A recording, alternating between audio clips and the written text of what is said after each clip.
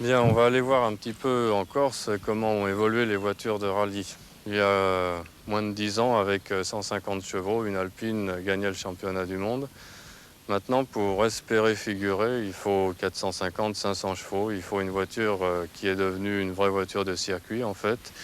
Et il faut des pilotes qui ont un entraînement à la hauteur, car tenir tout le Tour de Corse dans une voiture allant aussi vite et ayant autant d'adhérence, c'est devenu, comme le reste du sport automobile, un exploit sportif, un exploit technique.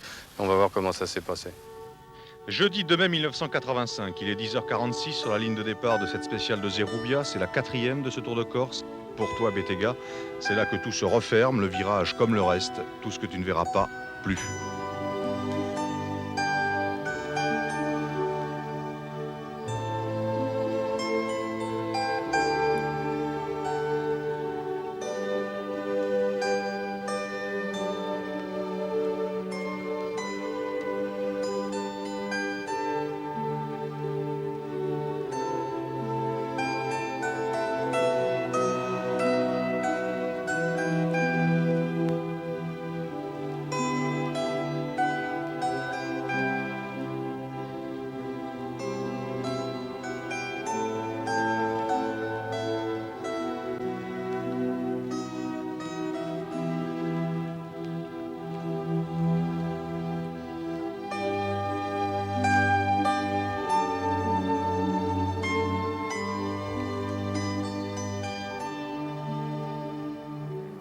Tu ne verras pas, mi Bettega, ce qu'a réussi à nous sortir Jeannot le Diable. Ragnotti timonier, vieux renard de l'asphalte, mais jeune mécanique, cocktail plutôt difficile à bien confectionner. François Chatriot et Didier Auriol s'en sont aperçus d'ailleurs, à leurs frais. Peugeot, cette fois, avait pris la résolution de diversifier son jeu. La sécurité pour Salonen et Vatanen, sécurité relative pour le premier finlandais de service. Quand un circuit électrique décide de faire son caprice, cela devient très souvent rédhibitoire. Bruno Sabi, de sécurité, point. Évolution 2, une cure simultanée d'amaigrissement et de musculation. Cocktail explosif qui ne détonnera pas, mais qui étonnera. Au même titre que Bernard Béguin d'ailleurs, le retour à ses premières amours se soldera par la redécouverte d'une grand-mère germanique toujours aussi fiable.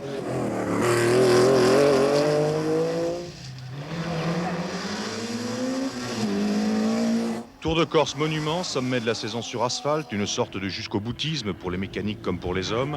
Les moments de répit y sont prohibés, totalement exclus. Première étape entre Ajaccio et Bastia à 110%.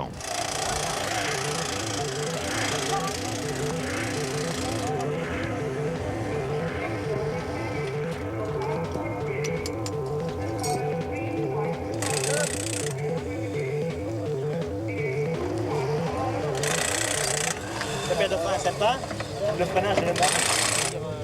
Je sais pas de dimension. Sur l'avant quand j'attaque pas et je suis un petit peu trop sur l'arrière quand j'attaque. C'est des spéciales qui sont longues et très variées, avec de la bonne asphalte, du très mauvais, de la terre, des graviers, c'est ça qui est le plus difficile.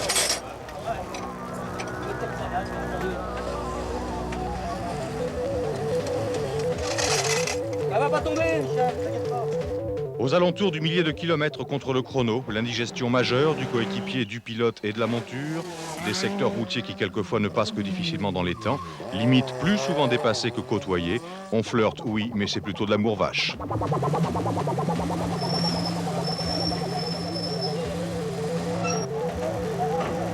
routes sont vraiment très mauvaises et c'est très très dur pour toutes les voitures. Et je pense que ça explique en partie l'hécatombe qu'il y a dans ce rallye.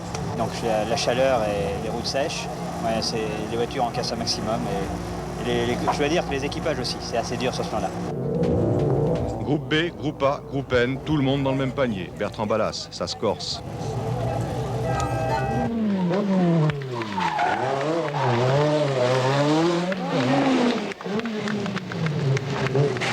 Le centimètre n'a plus cours. En Corse, le développement des voitures d'aujourd'hui est passé par là. C'est en millimètres maintenant qu'une trajectoire se calcule. Les techniques s'affirment en évoluant. Il sera toujours temps de juger si cette évolution s'effectue dans le bon sens. Mais pour l'instant, à ce petit jeu, tous, y compris les meilleurs, s'y usent.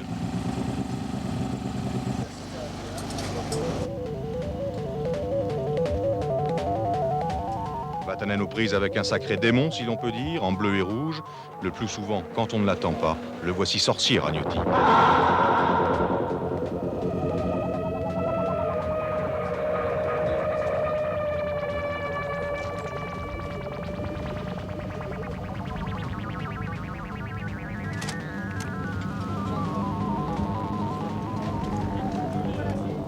Mais c'est Bruno Sabi qui approche le plus près le sorcier Ragnotti. Même qu'à l'horizontale, il entend encore le moteur de la Renault.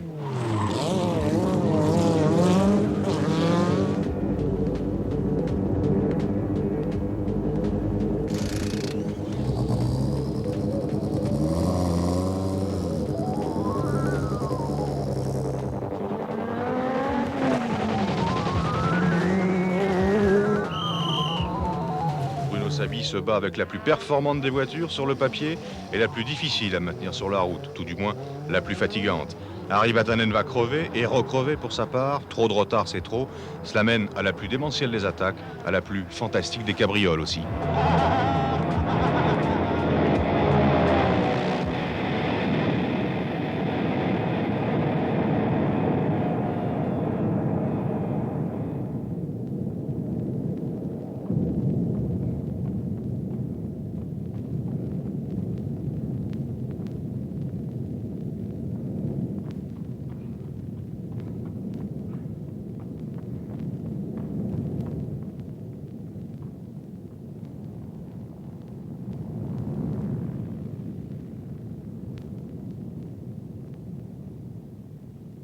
Le spectacle continue comme il a continué après le au revoir de Bettega.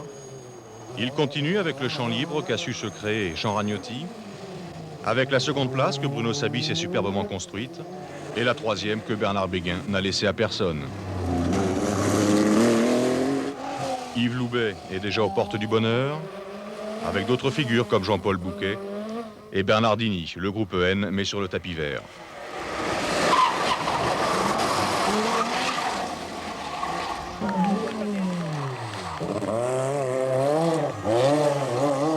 La pluie se met de la partie pour le retour sur Ajaccio. C'était inutile pour l'acrobate. Ragnotti timonier, joli pied de nez à une hiérarchie que l'on pouvait penser bien établie.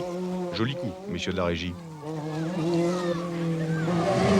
Deux mains ne suffisent pas pour applaudir au parcours de Bruno Sabi et de Jean-François Fauchille, plus occupés à maintenir sur la route une évolution 2 de la 205 Turbo 16 qu'à établir quelconque performance. Mais une fois de plus, le dernier coup de crayon de Peugeot Talbot Sport n'était pas trop mal donné.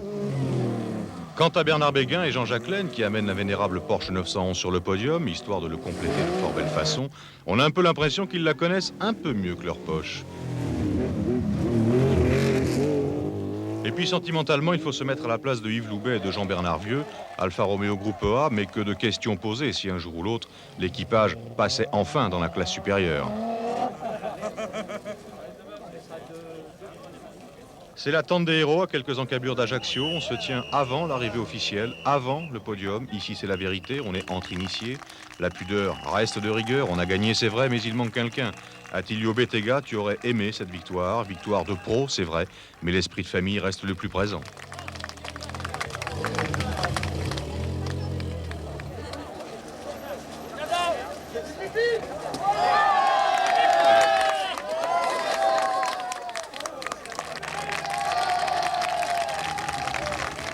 Pour preuve, Bruno Sabi arrive, l'accueil sera le même. Pour preuve, Bernard Béguin est là à son tour, l'accueil sera identique. Tu aurais été reçu de la même façon, Attilio.